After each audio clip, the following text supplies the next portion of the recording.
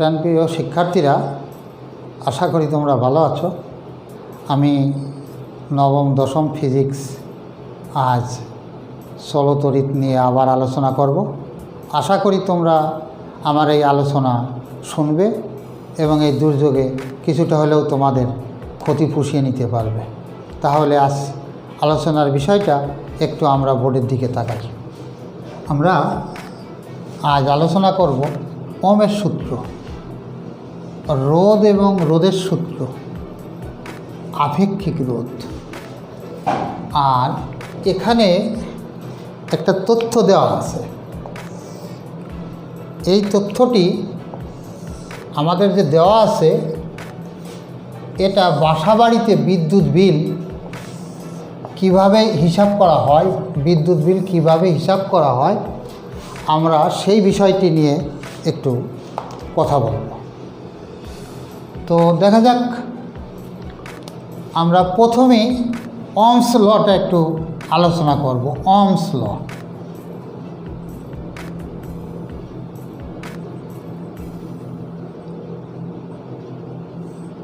আমি একটু বর্ণনা দিব, তারপর বুঝাবো। তাপমাত্রা স্থির থাকলে কোনো নির্দিষ্ট পরিবাহের মধ্য দিয়ে যে তড়িৎ প্রবাহিত হয় তা ওই পরিবাহকের দুই প্রান্তের বিভব পার্থক্যের সমানুপাতিক। আমি আবার একটু স্টেটমেন্টটা বলি।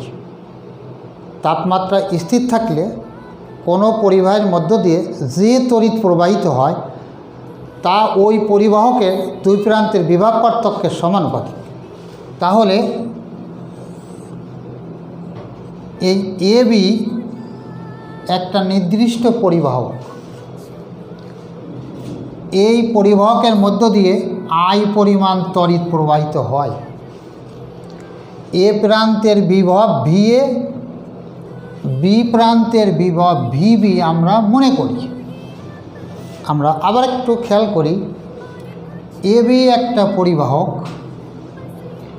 এর মধ্য দিয়ে আই পরিমাণ তড়িৎ প্রবাহিত হয়। এ প্রান্তের বিভব ভি এ, বি প্রান্তের বিভব ভি বি আমরা মনে করি V A greater than V B. তাহলে বিভব পার্থক্য V A minus V B, অর্থাৎ একজনের 100 টাকা আছে আর একজনের 80 টাকা আছে, তাহলে এদের পার্থক্য কত? 100 বিয়োগ 80। তদ্রূপ আমরা বলেছি ভি এ বড়, ভি বি ছোট, তাহলে এদের পার্থক্য V A minus V B. এখন ওহমস বলেছে I varies V, I varies V A minus V B. এই কথাটা আমরা সেই স্টেটমেন্ট মনে করব। কোনো নির্দিষ্ট পরিবাহকের মধ্য দিয়ে যে তড়িৎ প্রবাহিত হয় তা এই পরিবাহকের দুই প্রান্তের বিভব পার্থক্যের সমানুপাতিক। কথাটা আবার একটু দেখি। কোনো পরিবাহের মধ্য দিয়ে যে তড়িৎ প্রবাহিত হয় তা এই পরিবাহকের দুই প্রান্তের বিভব পার্থক্যের সমানুপাতিক। তাহলে আই ভ্যারিজ,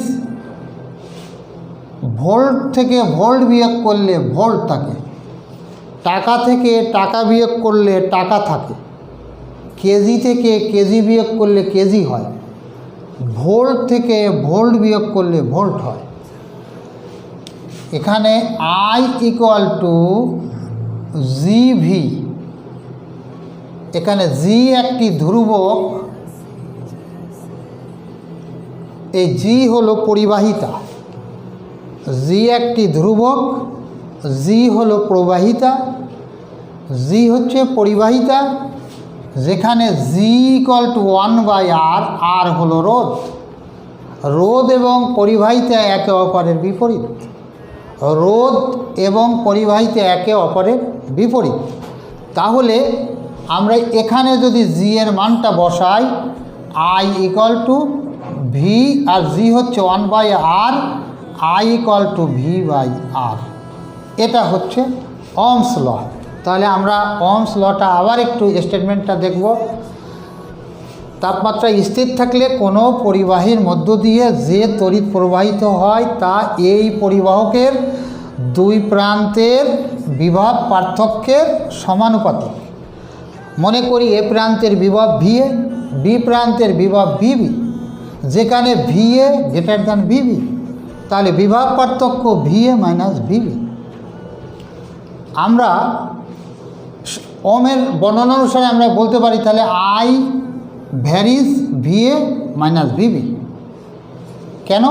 কারণ যে তড়িৎ প্রবাহিত হয় বিভব পার্থক্যের সমানুপাতিক, যে তড়িৎ মানে আই পরিমাণ তড়িৎ বিভব পার্থক্যের সমানুপাতিক।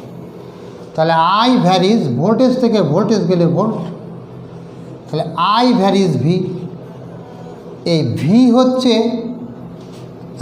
আই ভ্যারিজ ভি, সমানুপাত চিহ্ন ওঠানোর জন্য I equal two G V. এই জি হচ্ছে ধ্রুবক, জি হলো পরিবাহিতা। এই পরিবাহিতা রোধের ব্যস্ত অনুপাত একে অপরের সাথে, তাহলে জি ইকুয়াল টু 1/r। জি এর স্থানে যদি আমরা 1/r বসাই তাহলে আই ইকুয়াল টু v/r। এখানে এটা হচ্ছে ওহমের সূত্রের বর্ণনা আর ব্যাখ্যা। আশা করি তোমরা বুঝতে পারছো। এখন আমরা একটু চেষ্টা করব রোধের ব্যাপারে একটু কথা বলবো। রোধ হচ্ছে পরিবাহকের যে ধর্ম বিদ্যুৎ চলাচলে বাধার সৃষ্টি করে। অর্থাৎ আমরা অনেক সময় বলি যে তোমার ফিজিক্যাল রেজিস্ট্যান্স কমে গেছে, অর্থাৎ এই রেজিস্ট্যান্স হচ্ছে রোধ। ফিজিক্যাল রেজিস্ট্যান্স মানে শরীরের হয়তো রোগ প্রতিরোধ ক্ষমতা কমে গেছে, এরকম আমরা বলি। তাহলে রোধ হচ্ছে কোনো পরিবাহক তার যে ধর্মের কারণে তড়িৎ চলাচলে বাধার সৃষ্টি করে, সেটাই হলো রোধ। রোধের সূত্র দুটি, রোধের সূত্র দুটি। নাম্বার 1 হলো দৈর্ঘ্যের সূত্র,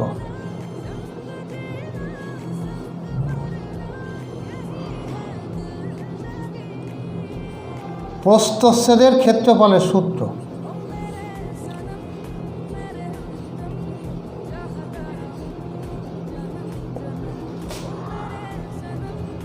ক্ষেত্রফলের সূত্র।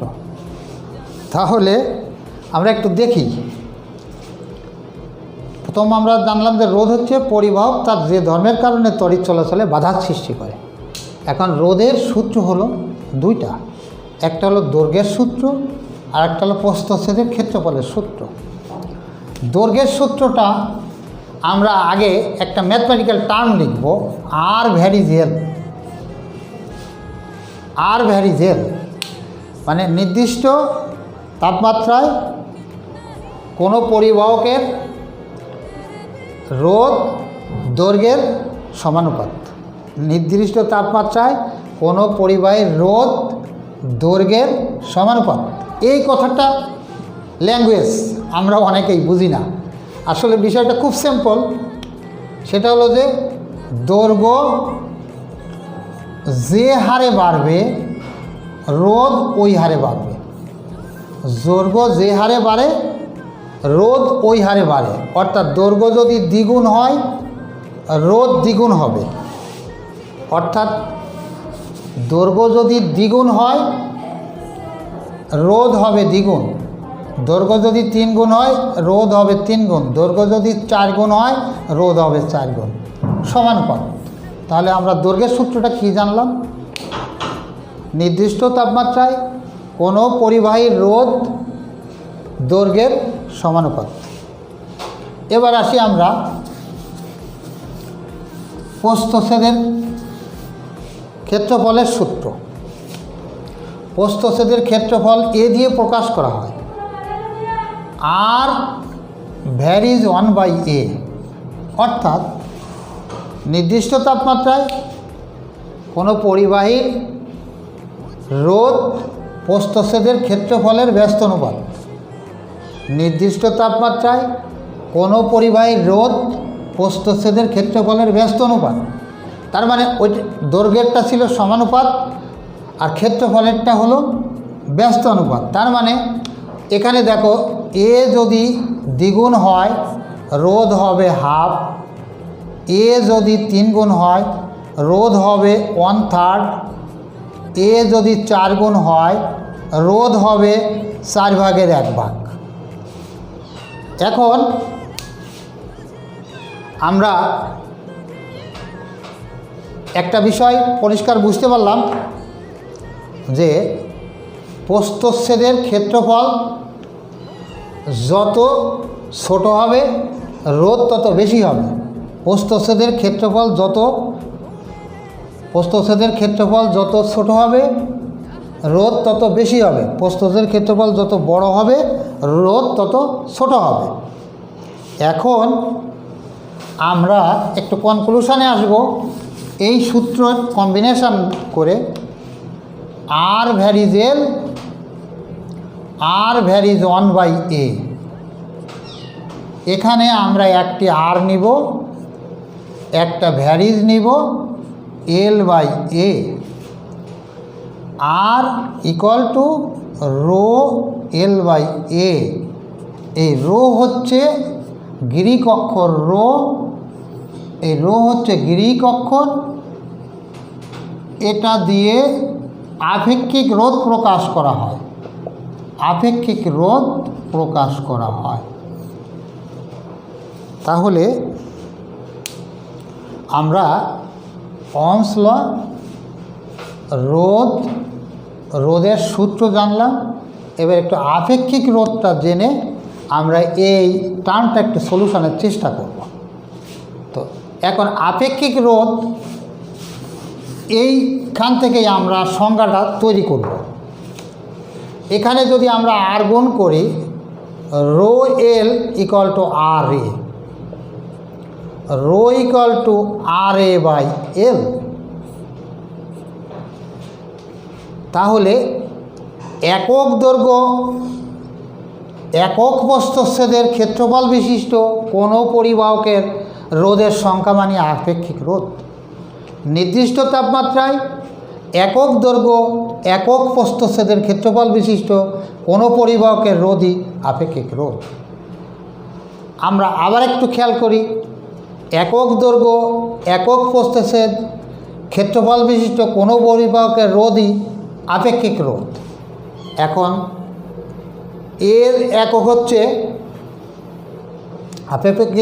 আপেক্ষিক রোধের একক হচ্ছে ওহম মিটার, আপেক্ষিক রোধের একক হচ্ছে ওহম মিটার। এখন আমরা আশা করি এই বিষয়টি বুঝতে পেরেছি। এখন আমি এই ম্যাথমেটিক্যাল একটা টার্ম, যেটা আমাদের সবারই কম বেশি কৌতূহল আছে, বিদ্যুৎ বিল কিভাবে হিসাব করা হয়। এখানে W ইকুয়াল টু PT/1000 এই কিলোওয়াট ঘন্টা, এটাই হলো হিসাব করতে হবে। এই কিলোওয়াট ঘন্টা হচ্ছে ইউনিট, এই কিলোওয়াট ঘন্টা হলো unit. W equal two PT/1000, এই P হচ্ছে ক্ষমতা, T হলো সময়, P হচ্ছে ক্ষমতা, T হলো সময়, আর এটা হয় ওয়াট, এর 1000 দিয়ে ভাগ করলে কিলোওয়াট আওয়ার। এই কিলোওয়াট আওয়ারই হলো ইউনিট। তাহলে আমাদের 100 ওয়াটের দুটি পাখা, W1 ইকুয়াল টু P হলো 100 আর দুটি পাখা। এখানে আমি একটু মুছে দিই, এটা P হলো 100, দুইটা পাখা। T 1 মাসের বিদ্যুৎ বিল এভরিডে 6 ঘন্টা, এভরিডে 6 ঘন্টা 30 দিনের বিল, এভরিডে 6 ঘন্টা 30 দিনের বিল। তাহলে P হলো 100 দুইটি ভাগ পাকা, 6 ঘন্টা 30 দিন, এই 1000 দিয়ে ভাগ, দিস ইজ ইকুয়াল টু এই 3টা শূন্য বাদ গেলে 36 হবে, 36 কিলোওয়াট আওয়ার। এটাই হলো ইউনিট। এটা হচ্ছে W1। এখন তোমাদের পরীক্ষার হলে একটু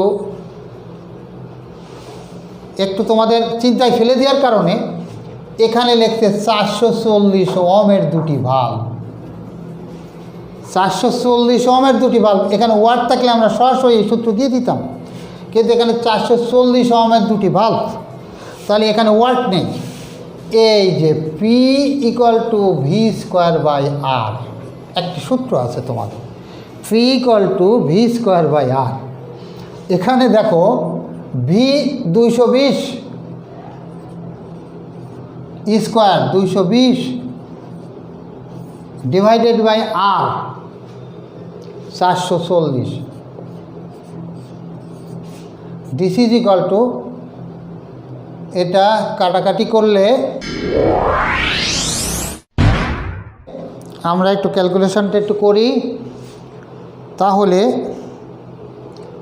220 গুণ 220 ইকুয়াল ভাগ 440, 110 ওয়াট। তাহলে তোমরা এই W1 36 ইউনিট মনে রাখবে।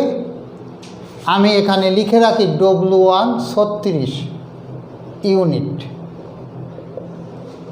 এখানে আমরা W2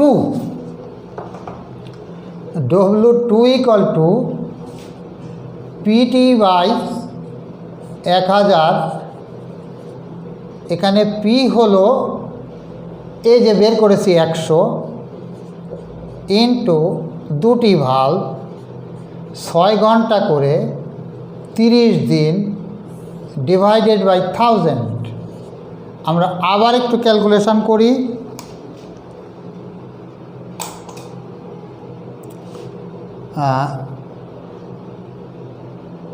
100 গুণ 2 গুণ 6 গুণ 30 ইকুয়াল ভাগ 1000,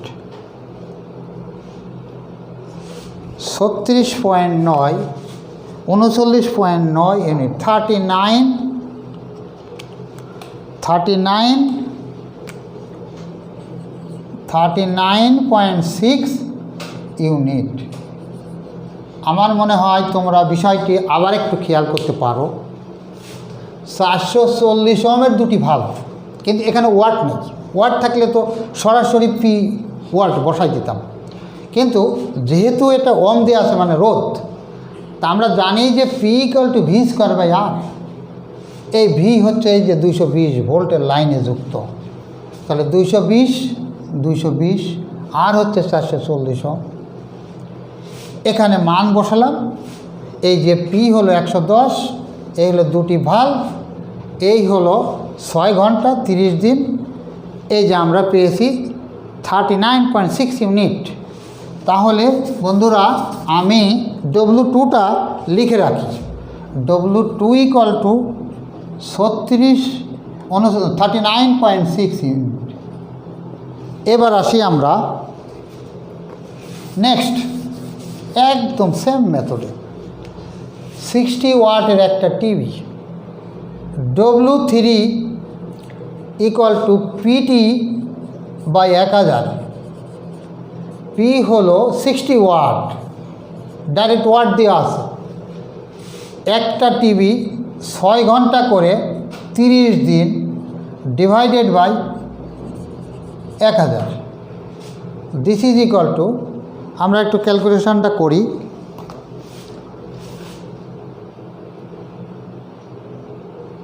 60 গুণন 6 গুণন 30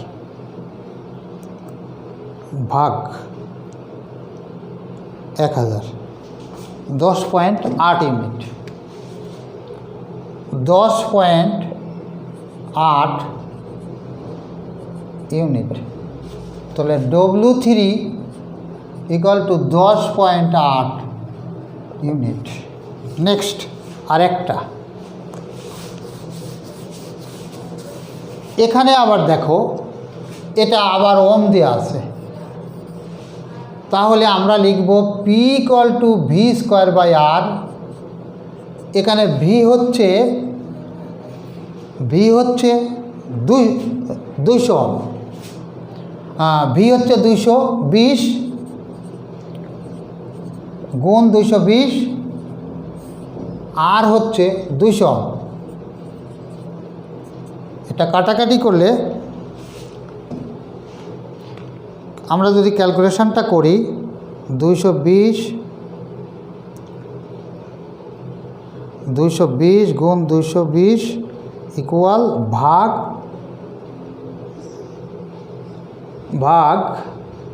200, 242 ওয়াট। এখন W equal to PT by 1000। এখানে পি হলো 242, টি হলো 6 ঘন্টা, এই হলো 30 দিন ডিভাইডেড বাই 1000। তাহলে আমরা একটু দেখি কত আসে।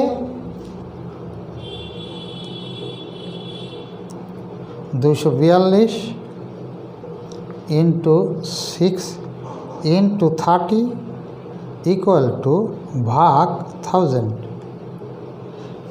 43.56 ইউনিট।